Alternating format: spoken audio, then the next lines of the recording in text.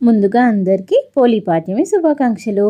ఈ వీడియోలో నేను నా పూజ ఎలా నేను చేసుకున్నాను, అలానే ఎవరిని ఫాలో అయ్యి నేను ఈ పూజ చేసుకున్నాను, అలానే ఎన్ని ఒత్తులు వదలాలి, సో ఇవన్నిటి గురించి ఈ వీడియోలో మనం మాట్లాడుకుందాం.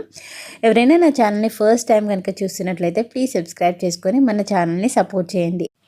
ఈ పాడ్యమి రోజు విష్ణు ఆరాధన చేస్తే చాలా మంచిదండి. ఆ పోలి కూడాను తనకుందంతలోనే చక్కగా దీపం వెలిగించి ఆ నారాయణుడికి చూపించింది కాబట్టి ఆయన సంతసించి చక్కగా స్వర్గానికి ఆయనని తీసుకెళ్ళాడు. సో నేనైతే మార్నింగ్ ఈరోజు అయితే 2 o'clockకి లేచానండి. ఎందుకంటే ముందు రోజు కొంచెం మెయిడ్ అది రాలేక గిన్నెలు అవన్నీ తోముకునేసరికి ఇంకా ఓపిక లేక ఇల్లు క్లీనింగ్ అది చేసుకోలేదన్నమాట. అంటే మాపింగ్ అది పెట్టుకోలేదు. సో అందుకని 2 o'clockకి లేచి క్లీనింగ్ మాపింగ్ అవన్నీ పెట్టుకున్నాను. అలానే బయట మనం తుడుచుకొని ఒత్తుకొని ముగ్గు పెట్టుకొని ఆ పనులన్నీ కంప్లీట్ చేసుకొని స్నానం చేసుకొని తులసి కోటని రెడీ చేసుకుంటున్నాను.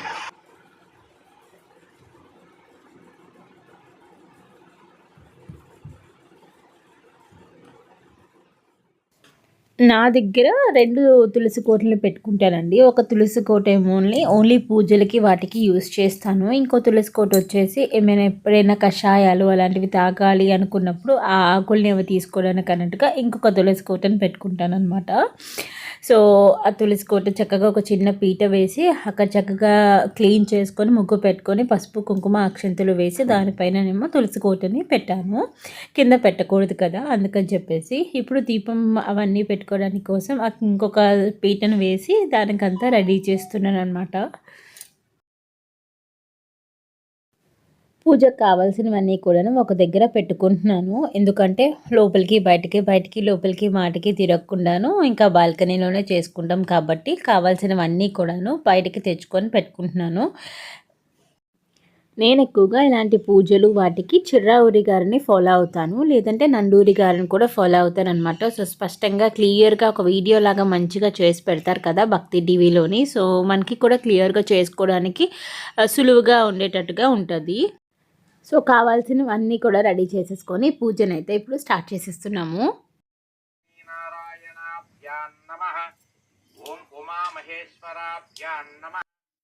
ఇక్కడ నేను 2 దీపారాధన చేస్తానన్నమాట. మొదటిది వచ్చేసి వినాయకుడి కోసం అండ్ దాని తర్వాత ముందున మీరు చూస్తున్నారు కదా, సో అదొచ్చేసి లక్ష్మీనారాయణ కోసం అనమాట. సో పోలి కూడాను ముందుగా మనకి నారాయణుడికే దీపం పెట్టింది కాబట్టి ఈ రోజున కంపల్సరీగా నారాయణ విష్ణువుని ఆరాధిస్తే మంచిది.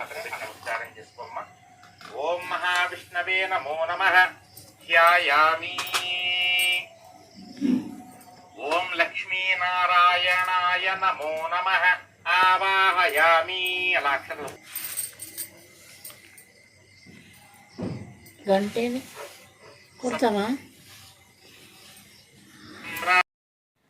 అలా విష్ణు అష్టోత్తరం చదువుకొని చక్కగా పసుపు కుంకుమ అక్షంతలతోటి పూజ చేసుకొని లాస్ట్గా అయితే హారతి అయితే ఇచ్చేస్తున్నాము. సో దీంతో ఈ పూజ అనేది కంప్లీట్ అవుతుంది. దీని తర్వాత మనం పోలి పూజ చేసుకుంటాం అన్నమాట. మీరు కూడా ఇలాగే చేస్తారా, లేదంటే జస్ట్ అలా 33 ఒత్తుల్ని నదిలో వదిలిపెట్టడం లేదంటే నీటిలో వదిలిపెట్టడం చేస్తారా? మేము ఎప్పుడు కూడాను ఆల్మోస్ట్ ఒక 4-5 ఇయర్స్ నుంచి కూడాను ఇదే ప్రొసీజర్ను ఫాలో అవుతాం అనమాట. సో ఇట్లా నేను 33 ఒత్తుల్ని ఇట్లా చేసుకొని పెట్టుకున్నాను. ఒకటి నాకు, ఒకటి మా హస్బెండ్కి అనమాట. 5 చెప్పున తీసుకుంటే కనుక 6 వస్తాయి కదా, 5, 6, 30 అండ్ తర్వాత ఇంకొక 3 ఒత్తులు కలుపుకుంటే మొత్తంగా 33 ఒత్తులు. అండ్ మనం స్టీల్ ప్లేట్ కూడా యూస్ చేయకూడదు అంటారు. సో అందుకని ఒక ఇత్తడి ప్లేట్ తీసుకొని దాంట్లో వాటర్, దాని తర్వాత కొంచెం పసుపు కుంకుమ అక్షంతులు పువ్వులు, అలానే మీ దగ్గర ఏదైనా ఒక గంగాజలం ఉంటే కనుక అది కూడా యూస్ చేసుకోవచ్చు. నా దగ్గర గంగాజలం ఉంది కాబట్టి అది కూడా కొంచెం వేసుకున్నాను అనమాట. సో దాని తర్వాత పువ్వులు అవన్నీ వేసుకొని ప్లేట్ చుట్టూ కూడాను చక్కగా గంధం ఇంకా కుంకుమ బొట్లు మనం పెట్టుకోవాలి. మీ దగ్గర అరిటె డొప్పలు ఉంటే అరిటె డొప్పల్లో వెలిగించుకోవచ్చు, వదులుకోవచ్చు. లేదు అనుకుంటే కొబ్బరి చిప్పల్లో కూడా వదులుకోవచ్చు అంటారు. కానీ ప్లాస్టిక్ కప్పులు కానీ అలాంటివి యూజ్ చేయొద్దు.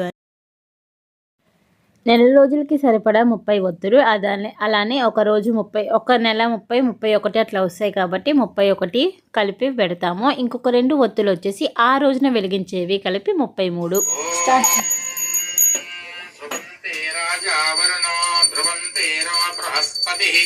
ध्रुवन्त इन्द्रस्याग्निश्च राष्ट्रं धारयतां ध्रुवं श्रीरस्तुर्यमङ्गलानि भवन्तु।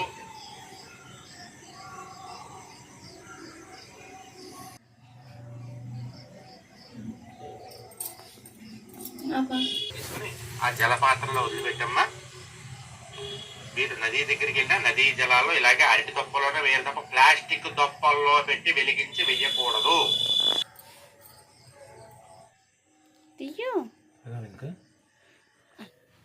ఆ డొప్పలకు కూడా చక్కగా గంధము కుంకుమ బొట్లు పెట్టేసి నీటిలో వదిలేయడమే. ఫస్ట్ది వచ్చేసి నేను వెలిగించాను, రెండోది వచ్చేసి మా హస్బెండ్ వెలిగించారనమాట.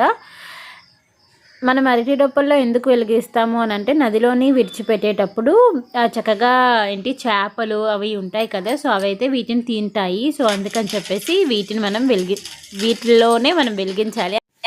ఇలా మా పూజ అయితే చక్కగా కంప్లీట్ చేసుకున్నాము. మీ దగ్గరలో నది అలాంటిది ఏమైనా ఉంటే చక్కగా నదిలో కూడా విడిచిపెట్టుకోవచ్చు. సో మా ఇంటి పక్కనే ఒక చిన్న పాండ్ లాగా ఉంటుందన్నమాట. సో అక్కడికైతే నేను వెళ్ళి ఇంట్లో వదలడం ఇదంతా అయిపోయినాక అక్కడ కూడా వెళ్ళి అరటి డొప్పల్లోనే మళ్ళీ ఇంకొక 33 ఒత్తులు వేసి వదులుకున్నాను. నదిలో కూడా వేస్తే ఇంకా మంచిది కదా, అందుకని చెప్పేసి ప్రత్యేకంగా ఈ రోజున అందరూ వదులుతారు కాబట్టి ఆ కొలను అనేది ఎంతో అందంగా చాలా బాగుంటుంది. సో చూసారు కదా, ఓవరాల్గా మీకు మొత్తం చూపిస్తున్నాను. సో నేను కూడా అలానే ఇంట్లో అయినాక ఇక్కడికి వచ్చి పాప పేరు మట్టుగా వదిలేసాను అనమాట. సో ఫ్యామిలీలో 33 ఒత్తులు వెలిగించేసినట్టు.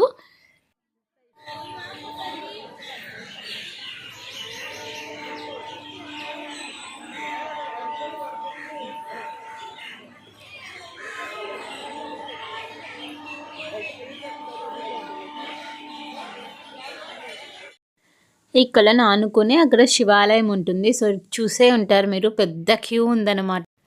సో నేను మొదట్లో చూసినప్పుడు దీంట్లో అయితే ఒక 3-4 తాబేళ్ళు ఉన్నాయి. అండ్ ఇంకా అలానే చిన్న చిన్న చేపలు ఉంటాయండి, అసలు చాలా ఉంటాయి అన్నమాట చేపలు అయితే. సో అందుకని అరటి డొప్పలు వాళ్ళకి ఆహారంగా ఉంటాయి అని చెప్పేసి అందుకే అరటి డొప్పల్లో వదలాలి అని చెప్పేసి అంటారు. అండ్ ఇంతకు ముందు అయితే ఇక్కడ మంచిగా తామర పువ్వులు అవి కూడా ఉండేవన్నమాట. బట్ ఇప్పుడైతే ప్రజెంట్ లేవు. అక్కడక్కడ ఒకటి అట్లా వస్తుంది. సో ఇలా మా పోలిపాడ్యమి పూజ అంతా కూడాను కంప్లీట్ చేసేసుకున్నాము. మీరందరూ కూడా మంచిగానే దీపాలన్నీ పెట్టుకున్నారు అని ఆశిస్తూ సర్వేజన సుఖనుభవంతు. మళ్ళీ మరొక మంచి వీడియోతోనే మిమ్మల్ని కలుస్తాను. అంటిల్ దెన్ బాయ్ అండి. Please subscribe to my channel. ఓకేనా.